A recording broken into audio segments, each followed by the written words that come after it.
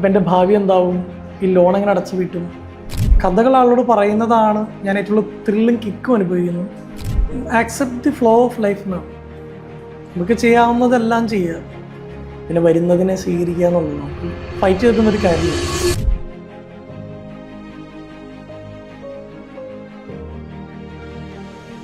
Hello sir. Hi. അപ്പോൾ welcome. ഇത്രയും BC സ്കെഡ്യൂളിൽ നമ്മുടെ ലക്ഷ്യൻ്റെ പ്രോഗ്രാമിൻ്റെ ഒരു പാർട്ടാവാൻ വന്നതിൽ ഒത്തിരി സന്തോഷം. അപ്പോൾ ആദ്യമായിട്ട് എനിക്ക് ചോദിക്കാനുള്ളത്, ലൈഫിൽ ഏറ്റവും അധികം വാല്യൂ ചെയ്യുന്ന എന്തെങ്കിലും ഒരു ഹാബിറ്റോ അല്ലെങ്കിൽ മൈൻഡ് സെറ്റോ ഉണ്ട്? പിന്നെ ഭയങ്കര വാല്യൂ ചെയ്യുന്നൊരു മൈൻഡ് സെറ്റ് എന്ന് പറയാനൊന്നും പെട്ടെന്ന് ആലോചിക്കുമ്പോൾ മനസ്സിലേക്ക് വരുന്നില്ല. ഞാൻ ഏറ്റവും കൂടുതൽ ചെയ്യുന്നൊരു കാര്യം, എനിക്ക് എന്തെങ്കിലും സങ്കടങ്ങളോ കൺഫ്യൂഷൻസോ വന്നാൽ എന്നെക്കാളും വെളിച്ചമുള്ള കുറച്ച് മനുഷ്യരുണ്ട്. ഞാൻ എന്നോട് ഡിസ്കസ് ചെയ്ത ഉടനെ തന്നെ ഞാൻ അവരോടും ഡിസ്കസ് ചെയ്യാറുണ്ട്. സങ്കടങ്ങൾ വരുമ്പോൾ, വലിയ സന്തോഷങ്ങൾ വരുമ്പോൾ, സക്സസ് വരുമ്പോൾ, പരാജയം വരുമ്പോഴൊക്കെ ഒരു ഹാബിറ്റായിട്ട് ചെയ്യുന്നൊരു കാര്യം, സ്വയം ഒന്ന് അതിനെക്കുറിച്ച് ആലോചിച്ചിട്ട് എത്രയും പെട്ടെന്ന് നമ്മളെക്കാളും വെളിച്ചമുള്ള മനുഷ്യരുടെ അടുത്ത് പോയി അവരുടെ അടുത്ത് ഒന്ന് നമസ്കരിച്ച് അവർ പറയുന്നത് എടുക്കുക എന്നുള്ളൊരു സംഗതി എന്നെ ഒരുപാട് സഹായിച്ചു. ഈ ബിസി ആയിട്ടിരിക്കുന്ന സമയത്ത് മൈൻഡിനെ കാമാക്കാൻ ചെയ്യുന്ന എന്തെങ്കിലും ഒരു പ്രാക്ടീസോ എന്തെങ്കിലും ഉണ്ടോ?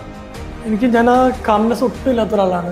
നമ്മളിങ്ങനെ വലിയ വായിൽ വർത്താനൊക്കെ വരുമ്പോൾ എല്ലാവരും വിചാരിക്കും നമ്മൾ വളരെ കാമാണെന്നാണ്. ഭയങ്കര ഒരു എപ്പോഴും ബഹളം വെച്ചുകൊണ്ടിരിക്കുന്ന മനസ്സാണ് എൻ്റെ ഉള്ളിൽ. ഒന്നില്ലെങ്കിൽ എഴുതേണ്ട കാര്യത്തെക്കുറിച്ച്, വീഡിയോയെക്കുറിച്ച്, ജീവിതത്തെക്കുറിച്ച് എപ്പോഴും ഇങ്ങനെ വൈബ്രേറ്റിംഗ് ഒരു മൈൻഡാണ് എൻ്റെ. പിന്നെ കാമാവാൻ ചെയ്യുന്നത് പുസ്തകം വായിക്കുക എന്നുള്ളതാണ്. പുസ്തകം വായിക്കുമ്പോൾ ഞാൻ ഭയങ്കരമായിട്ട് സെറ്റിലാവാറുണ്ട്. അതിങ്ങനെ കുറേ നേരം ഇങ്ങനെ കറങ്ങിക്കൊള്ളുന്ന സംഭവം മെല്ലെ ഇങ്ങനെ സെറ്റിലാവുമ്പോൾ പുസ്തകം വായിക്കുക എന്നുള്ളതാണ് മനസ്സിനെ സെറ്റിലാക്കാൻ ചെയ്യുന്നത്. ലൈഫിൽ എന്തെങ്കിലും ഭയങ്കര സ്ലോ ആയിട്ട് അല്ലെങ്കിൽ ഭയങ്കര ഇമ്പോർട്ടൻ്റ്, ഭയങ്കര ലേറ്റ് ആയിട്ടായിരിക്കും റിയലൈസ് ചെയ്തത്, പക്ഷെ ഭയങ്കര ഇമ്പോർട്ടൻ്റ് ആയിട്ട് റിയലൈസ് ചെയ്ത് എന്തെങ്കിലും ഒരു ലെസനോ അങ്ങനെ എന്തെങ്കിലും ഉണ്ടോ? ഇല്ലെന്നുള്ളതാണ്. എനിക്ക് അങ്ങനെ നമ്മളപ്പാപ്പ ഓരോന്ന് പഠിച്ച് പോവാണ്. ഒരുപാട് കുറച്ചുകൂടി നേരത്തെ ഇത് പഠിച്ചിരുന്നെങ്കിൽ എന്നൊന്നും അങ്ങനെ ഒരു സംഗതി ഇതുവരെ വന്നിട്ടില്ല.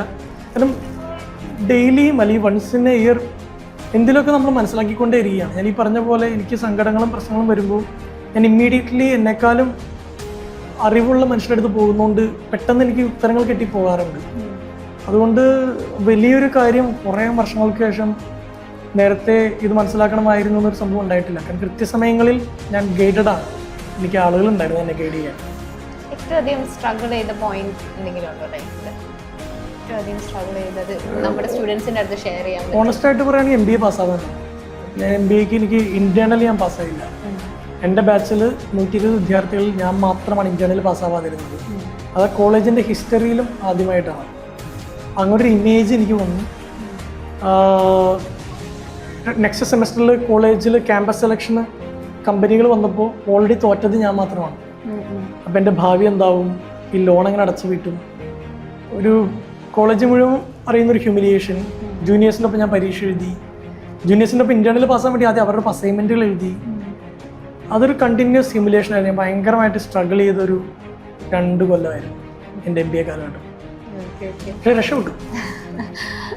സ്റ്റുഡൻസ് ഇപ്പോഴത്തെ യങ്സ്റ്റേഴ്സ് പഠിക്കുന്നതായിരിക്കില്ല അവരുടെ ആംബിഷൻ എന്ന് പറയുന്നത്. പല കാരണങ്ങൾ കൊണ്ട് അവർ റോങ് കോഴ്സ് ചൂസ് ചെയ്തതായിരിക്കാം. അപ്പം അങ്ങനെ സ്ട്രഗിൾ ചെയ്ത് പാഷൻ്റെ പുറകെ നടന്ന് അങ്ങനെ സ്ട്രഗിൾ ചെയ്യുന്നവർ സ്റ്റുഡൻസിൻ്റെ അടുത്ത് എന്തെങ്കിലും പറയാനുണ്ടോ? അല്ലെങ്കിൽ യങ്സ്റ്റേഴ്സിൻ്റെ അടുത്ത് എന്തെങ്കിലും ഒരു അഡ്വൈസോ സജഷനോ?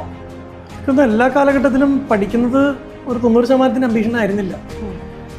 ഞാനൊക്കെ അങ്ങ് കാഷ്വലായിട്ട് കൊമേഴ്സ് പഠിച്ചുകൊണ്ട് BCom പഠിച്ചുകൊണ്ട് MBA ചെയ്ത ഒരാളാണ്. ഞാൻ പാഷൻ്റെ പുറകെ പോയിട്ടുമില്ല. MBA പഠിച്ചൊരു ജോലിക്ക് കയറി. ആ ജോലി മടുത്തപ്പോൾ രാജിവെച്ചത് മാത്രമാണ് ഞാൻ ചെയ്തൊരു കാര്യം. എനിക്കിതല്ല വേണ്ടതെന്നറിയാം, എന്താണ് ചെയ്യേണ്ടതെന്ന് അറിയില്ലായിരുന്നു. ജോലി റിസൈൻ ചെയ്തു. ഞാൻ അന്ന് ചെയ്തൊരു വീഡിയോ വൈറലായി, എന്നെ റേഡിയോന്ന് വിളിച്ചു. അങ്ങനെ RJ കഴിയപ്പോഴേ മനസ്സിലാക്കുന്നത് സംസാരിക്കുന്നതാണ് എൻ്റെ പാഷൻ. കഥകൾ ആളോട് പറയുന്നതാണ് ഞാൻ ഏറ്റവും ത്രില്ലും കിക്കും അനുഭവിക്കുന്നത്. അത് പിന്നീട് പാഷൻ എന്നിലേക്ക് വന്നു ചേരുകയായിരുന്നു.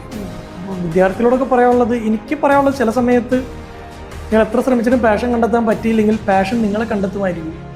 ചില കാര്യങ്ങൾ ഉപേക്ഷിച്ചാൽ മതി എന്ന് തോന്നും. അതെന്താണെന്ന് എനിക്കറിഞ്ഞു. കോളേജ് ലൈഫിലുള്ള എന്തെങ്കിലും ഒരു മെമ്മറീസ് ഉണ്ടായിരിക്കും? ഇപ്പോൾ നമ്മുടെ സ്റ്റുഡൻസിൻ്റെ എന്തൂസിയാസം കണ്ടപ്പോൾ ഷെയർ ചെയ്യാൻ തോന്നിയ എന്തെങ്കിലും ഒരു മെമ്മറി? കോളേജ് ഒരുപാട് ബ്യൂട്ടിഫുൾ മെമ്മറീസ് ഉണ്ടായിരുന്നു.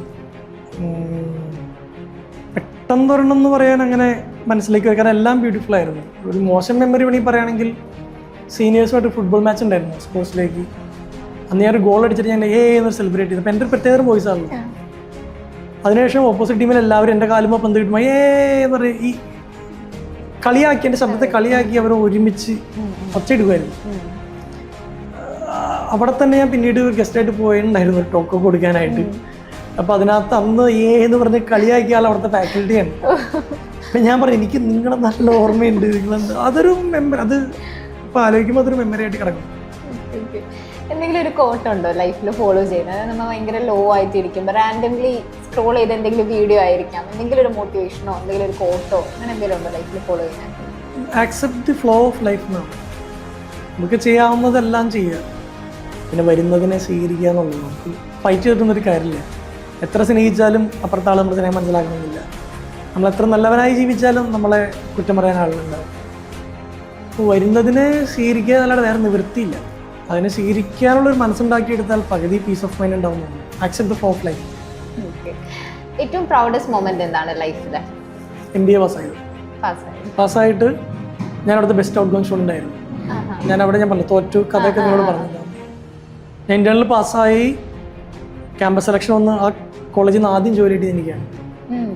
അപ്പം അതിന് പുറമെ ബെസ്റ്റ് ഔട്ട് ഗോയിങ് സ്റ്റുഡൻ്റ് ആയിട്ട് എന്നെ സെലക്ട് ചെയ്തു. അത് കുട്ടികൾ വോട്ട് ചെയ്താണ് തിരഞ്ഞെടുത്തത്. അപ്പം എല്ലാവരും എനിക്കാണ് വോട്ട് ചെയ്തത്.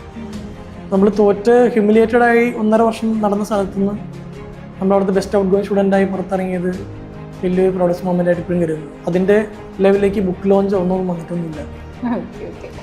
അപ്പോൾ ഇത്രയും നേരം നമ്മുടെ അടുത്ത് സംസാരിച്ചതിന് ഒത്തിരി നന്ദി. ഇത്രയും തിരക്കേറിയൊരു ബിസി സ്കെഡ്യൂളിൽ നമുക്ക് വേണ്ടി ടൈം സ്പെൻഡ് ചെയ്തതിനും ഒത്തിരി thank you so much. Thank you.